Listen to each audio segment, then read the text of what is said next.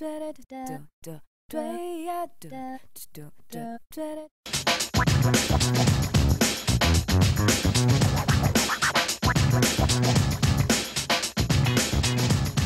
ira se recoller à côté pour faire le créneau après. Voilà, ramène un peu vers moi maintenant. Hop, Régis, que se passe-t-il? on va faire un créneau, tout simplement. Faire un petit croquis, essayer de lui expliquer ça, et après c'est à lui de jouer, quoi. Qui sont vos élèves? On s'aperçoit qu'au-delà de 20-25 ans, en règle générale, il faut quasiment 1 heure de leçon pour le nombre d'années, quoi. Donc si on arrive sur une personne qui a 35 ans, il faudra environ 35 heures pour le former, quoi. Donc au début, on n'est pas pressé, Baptiste, hein. Tu prends ton temps, calme-la un peu. Formateur donc, le moniteur d'auto-école est un enseignant spécialiste de la conduite. La partie code de la route étant souvent assurée par le responsable de l'auto-école. Et comme les mauvaises habitudes se prennent vite, autant transmettre tout de suite aux élèves les bons gestes, les bons réflexes au bon moment. Quelle qualité requiert le métier, Régis?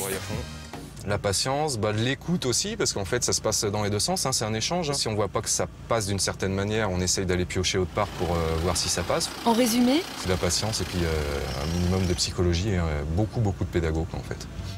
Indispensable d'ailleurs pour assurer auprès des élèves son rôle primordial d'éducateur à la sécurité et au civisme routier. Il faut que tu laisses passer aussi la première.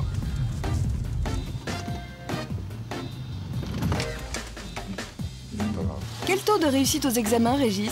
Donc on arrive quasiment à 60% du premier coup.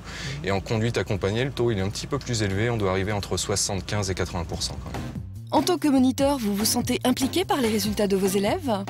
On juge quelque part un peu sa formation. En cas d'échec? Ça donne lieu justement à une discussion. On se remet en question nous personnellement. On essaye de revoir les points faibles et puis on se remet au travail après. Fais gaffe, t'as une petite prio là, juste avant les piétons. Mets le pied dans le frein. Tu peux rester en deux. Que préférez-vous dans votre métier, Régis? Moi, je préfère faire de la moto. Les gens sont un petit peu plus motivés, ils ont déjà un permis de conduire, donc c'est pas la même approche en fait, hein. C'est deux pédagogies complètement différentes. Ok, on est dedans aussi, 20,05. Merci Régis.